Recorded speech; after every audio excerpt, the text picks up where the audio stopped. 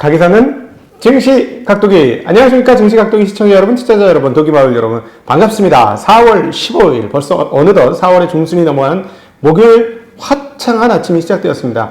밖이 워낙 밝아서 평소보다 이 스튜디오가 훨씬 더 밝게 화창한 것 같습니다. 다음 주가 되면은 소리도 화창하게 방방방 저기 울리잖아요. 다음 주가 되면 소리 울리는 거를 상당히 저희가 잡도록 하겠습니다. 아주 비장의 준비를 하고 있습니다. 돈이 엄청나게 들어가요. 네.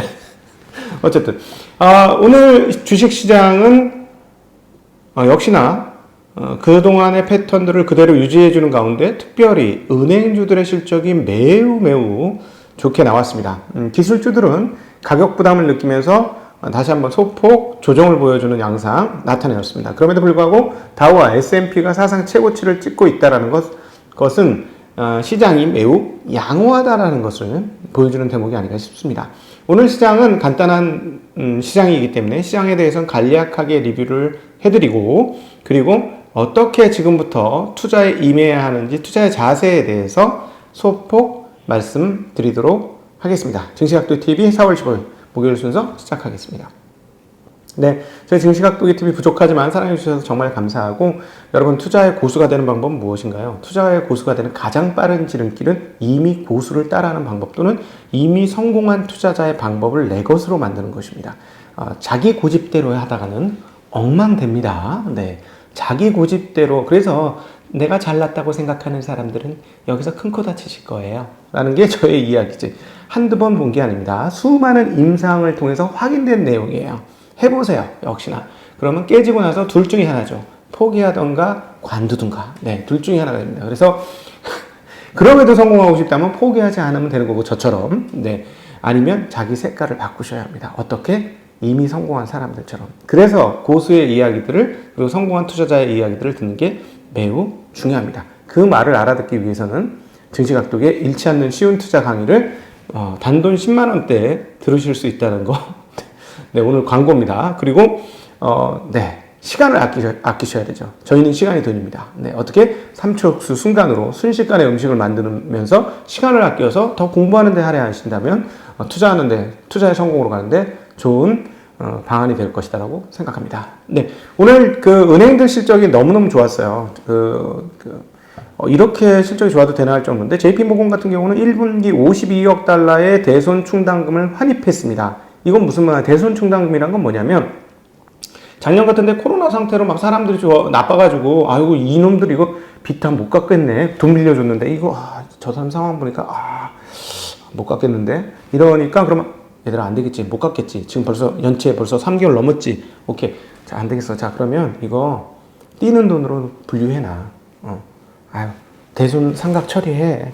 하고 이렇게 처리를 해놓죠. 근데 지금 미국 사람들이 어땠어요? 이 사람들 상황이 좋지 않았지만은, 재정 지원들을 받고 해서 연명하다가 이제 취업을 해. 요즘 취업자수 늘잖아. 그래서 결국 갚았어. 이 사람이 갚아야 은행 거래가 다시 시작되지 않겠습니까? 갚았어. 그러니까, 손실 처리했던 게 갚아줬네? 이거 어떻게 돼요?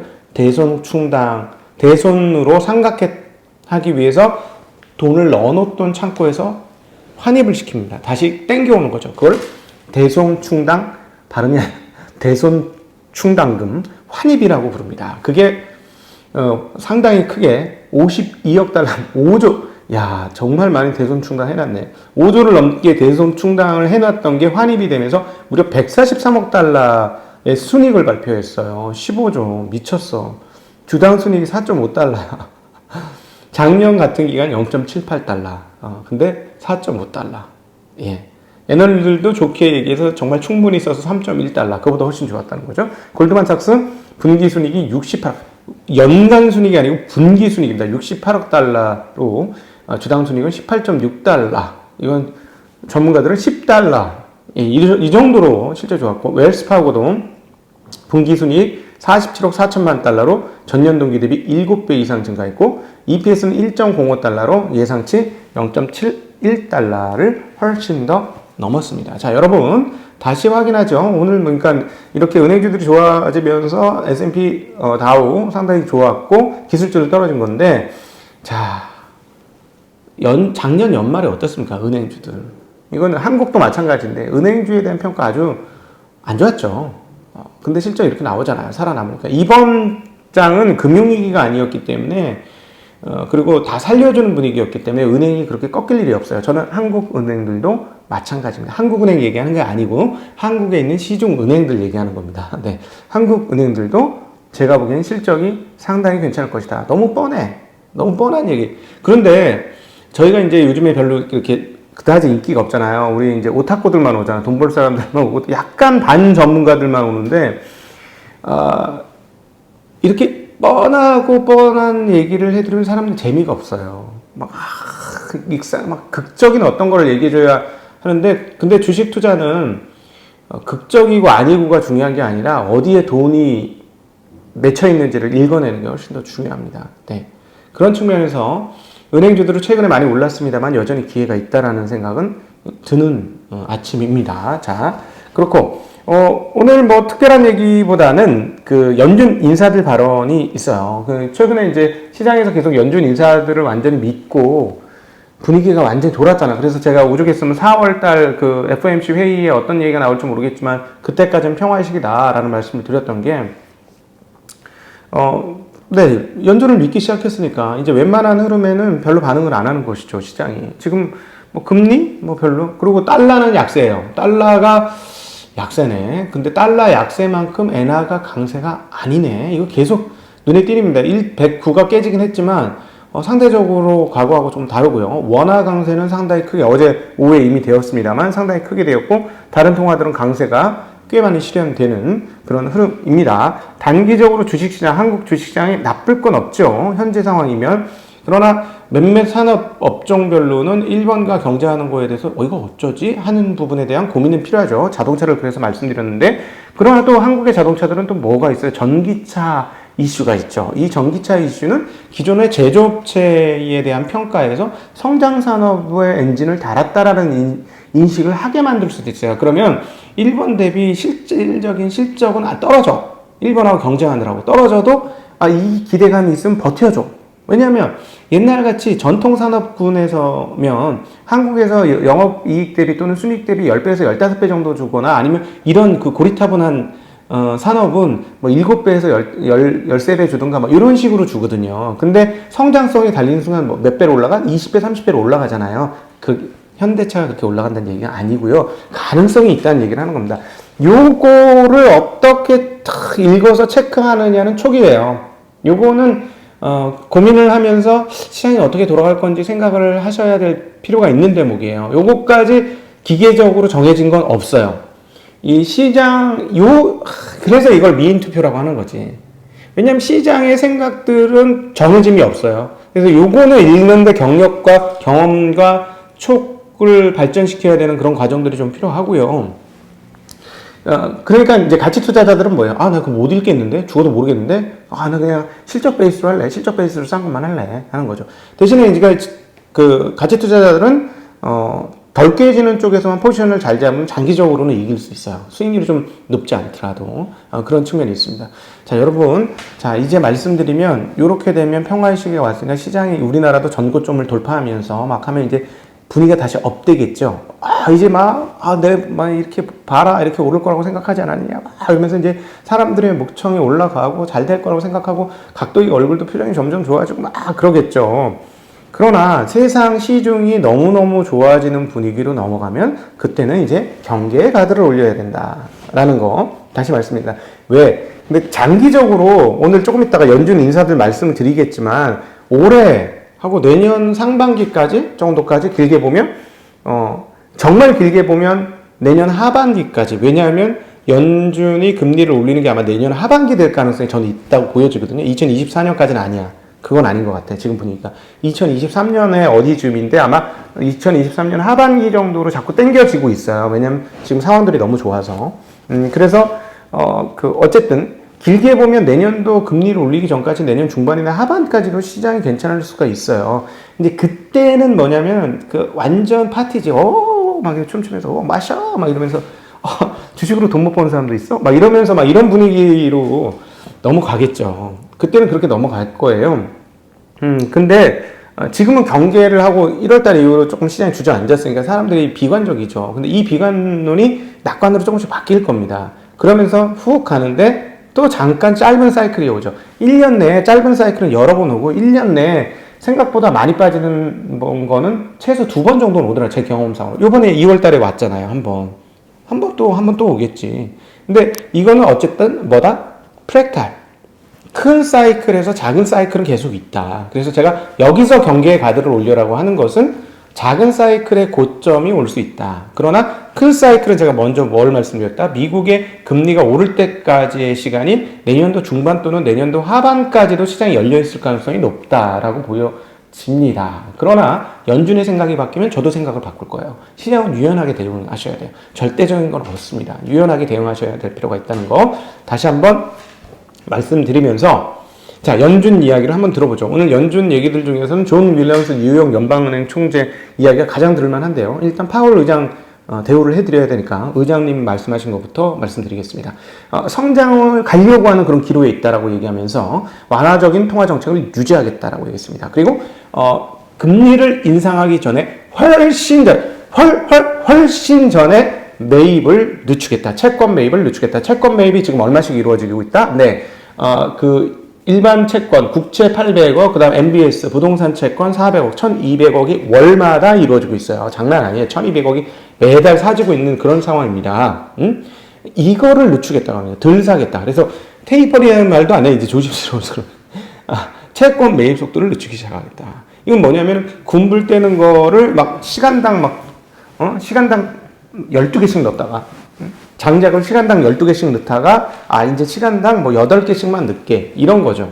자, 그러니까 시장이 완전히 회복되는 것, 그래서 이 장작이 방구두를 시커멓게 태우는, 온돌방을 시커멓게, 장판 시커멓게 태워먹기 전부터 요걸 좀 빼겠다라는 얘기죠. 근데 이번에 노릿노릿할 때까지, 장판이 노릿노릿하게 구워질 때까지는 견디겠다라는 얘기인 거고요. 지금 계속 보면. 어쨌든 그런 순간쯤에 뺄 것이다. 그럼 이건 무슨 말이냐? 이제 냉기가 다 사라졌고 온기가 방 안에 가득했을 때 2개 정도 빼도 온기가 안 빠지는 정도가 되면 그때부터 빼겠다는 거예요. 그래서 그다음부터 계속 빼도 온기가 유지되는 상황에서 장작을 빼겠다. 이 얘기입니다, 여러분. 내가 생각해도 비유가 걸작인데? 네.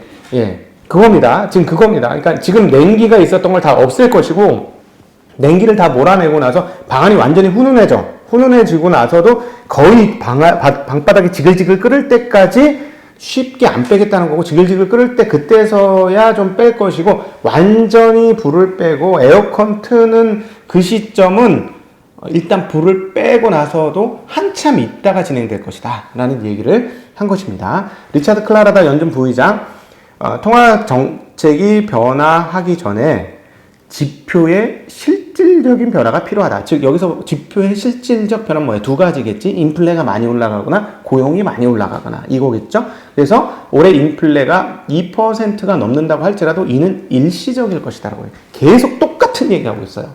똑같은. 왜? 자기네가 데이터 받는 게 똑같으니까 똑같은 얘기를 하겠지. 보니까 별로가 아니다 이거지. 그리고 계속 저희가 생산성 혁명에 따라서 공급자 물가지수와 소비자 물가지수의 격차가 있더라는 거, 이거는 몇 번 말씀드렸어요. 다시 존 윌리엄슨, 오늘 이게 제일 중요하네. 러트거스 대학과의 화상 대화에서 여기 대학생들하고 이런 걸 잘해. 우리나라도 이런 게 좀 있었으면 좋겠는데. 자, 정부의 부양책과 연준의 통화 정책은 강한 경제 회복을 지지하는 데 도움이 된다. 그리고 우리가 그러므로 경제가 팬데믹에서 회복할 것이다 라고 얘기했고요. 경기 회복을 지원하기 위해서 연준 현재 완전히 전념하고 있고, 우리는 이 정책을 지지한다라고 얘기했습니다. 그리고 회복 과정에서 지표에 과잉 반응하지 않는 것이 중요하다. 즉 뭐냐면 단기적으로, 이 얘기는 뭐냐면 단기적으로 인플레이션 뿅 하고 올라가 3.5%. 근데 그 다음에 또 떨어질 수 있으니까 한번 뿅 올라갔다고 큰일 났어 이렇게 하지 말라는 거예요. 그렇게 하지 말고 한두 번 갖고 그러지 마. 기조적인 거 아니면 우리 안 움직이니까 너희들 분명히 단발성은 볼 건데 기조적이 아닐 거거든. 우리 통계는 그렇거든. 근데 난 얘기를 하고 있는 거예요. 그래서 또 하나, 너무 높은 인플레이션에 대해서는 이를 다룰 방법을 알고 있다라고 얘기하고 있습니다. 우리가 선수야, 선수. 다 알아. 우리 드리블 잘 쳐. 우리 그냥 드리블 잘 치고 덩크슛도 넣을 수 있는 애들이야. 걱정하지 마. 다 한다니까? 이런 얘기를 하고 있는 거고요.